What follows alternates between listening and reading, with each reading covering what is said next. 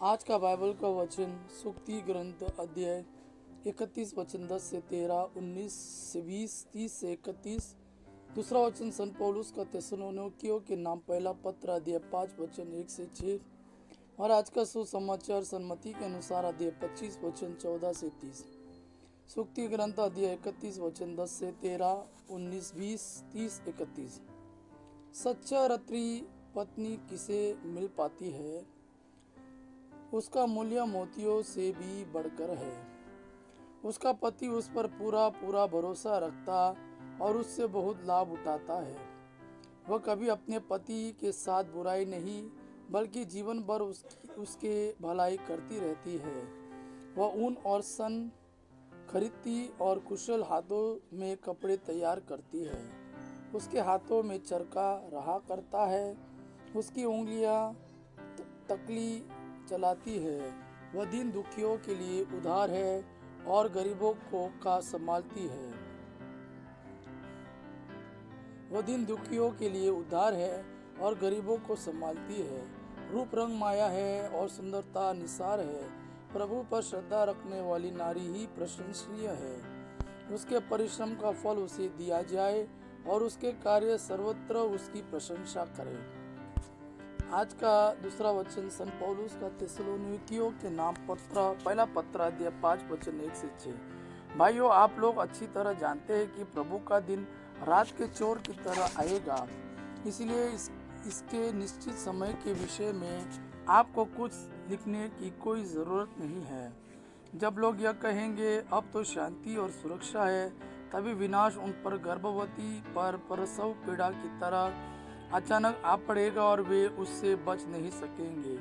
भाइयों, आप तो अंधकार में नहीं हैं जो वह दिन आप पर चोर की तरह अचानक आ पड़े। आप सब ज्योति की संतान हैं, दिन की संतान हैं। हम रात या अंधकार के नहीं हैं, इसलिए हम दूसरों की तरह नहीं सोए बल्कि जागते हुए सतर्क रहे।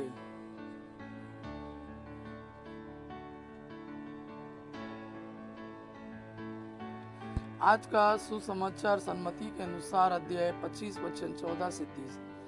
स्वर्ग का राज्य उस मनुष्य के सदृश है जिसने विदेश जाते समय अपने सेवकों को बुलाया और उन्हें अपनी संपत्ति सौंप दी। उसने प्रत्येक की योग्यता का ध्यान रखकर एक सेवक को 5,000, दूसरे को 2,000 और तीसरे को 1,000 अशर्फियां दी। इसके बाद वह विदेश चला गया। जिससे 5,000 अशर्फियां मिली थी, उसने तुरंत जाकर उनके साथ लेन देन किया था और 5,000 अशर्फियां कमा ली। इसी तरह जिसे 2,000 अशर्फियां मिली थी, उसने और 2,000 कमा ली।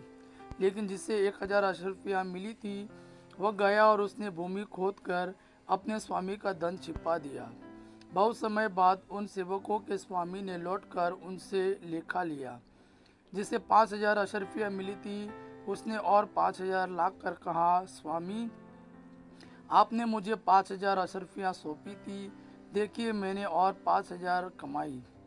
उसके स्वामी ने उससे कहा, शाबाश भले और ईमानदार सेवक, तुम थोड़े में ईमानदार रहे, मैं तुम्हें बहुत पर नियुक्त करूँगा, अपने स्वामी के आनंद के सहभागी बनो। इसके बाद वह गया जिसे 2,000 अशर्फियां मिली थी। उसने कहा, स्वामी, आपने मुझे 2,000 अशर्फियां सौंपी थी, देखिए मैंने और 2,000 कमाई। उसके स्वामी ने उससे कहा, शाबाश भले और ईमानदार सेवक, तुम थोड़े में ईमानदार रहे, मैं तुम्हें बहुत पर नियुक्त करूँगा, अपने स्वामी के आनंद के सहभागी बनो। अंत में वह गया जिसे 1,000 अशर्फियां मिली थी।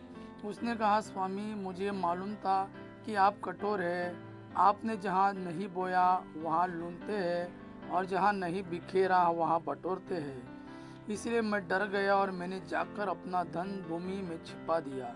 देखिए यह आपका है, इसे लौटाता हूँ। स्वामी ने उसे उत्तर दिया, दुष्ट, तुझे मालूम था कि मैंने जहाँ नहीं बोया वहाँ लूनता हूँ और जहाँ नहीं बिखेरा वहाँ बटोरता हूँ।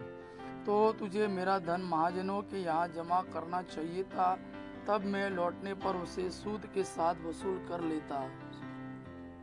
इसलिए ये 1,000 अशर्फियाँ इससे ले लो और जिसके पास 10,000 है उसी को दे दो, क्योंकि जिसके पास कुछ है उसी को और दिया जाएगा और उसके पास बहुत हो जाएगा।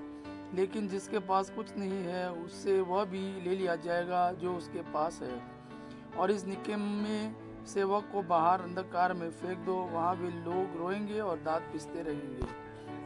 यह प्रभु का वाणी है। प्रभु को धन्यवाद। अब पिता की महिमा और पुत्र यीशु का प्रेम आप पर सदा सर्वदा बना रहे। आमीन।